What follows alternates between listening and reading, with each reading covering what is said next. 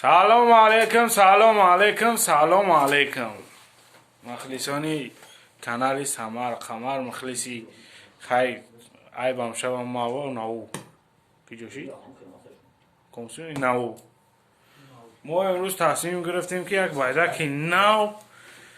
پیشکشی همه شما بگردانیم نه سپایدرمن داود فرم ارجراکس قدی صداگی یک بایدک نو در استودیوی اچ تی پرو اینا پیشکشی شما میگردانیم روزهای نزدیک خدا خواهد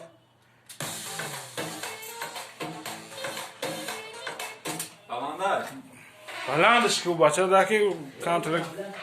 کانترک دیر میفهمه بودم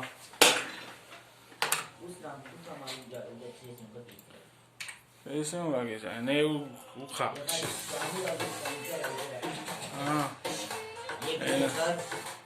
مردمی دزنه یک سرودی حاجوی در باره دزنگی پیشکش شما میگردانیم نه گوش کنی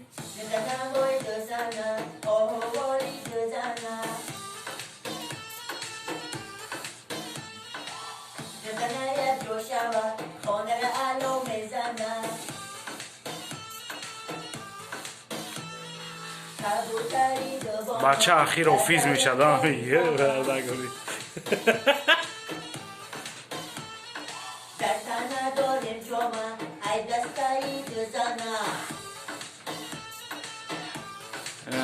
استودیو اچ تی پرو جدا نمیشه اینجا استودیو اچ تی پرو نه چون اینجا اچ تی پرو نه دیگه فرقه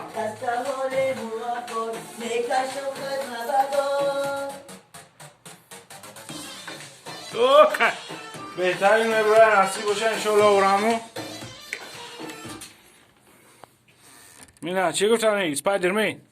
سلام علیکم به همه پیشکای سمر قمر یک نویگری که در سبشه سشمو را خودی اصلا میگم که یک کلیپی پریکونیای اینا نو ما سرود چه خوندیستیم به نزدیکی انتظار شوید من رفتم ما استودیو چی را نو قبیدیم بعد منا برای اون دیر تیار کردیم پیشکش شما کم ترک دیرتر شده زین ما عیبی نمیای اما چیزای نویگری رو در دست همین مردم ها که مورمی دوون کرون را دیر میکنن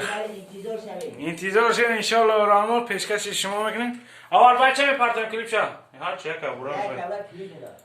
بورا کلیپ دیدیو خینه دیدیم گاره نه اسپایدرمن ای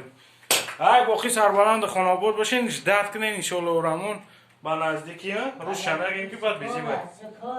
نه برو رفت با نزدیکی خدا نگهبانتون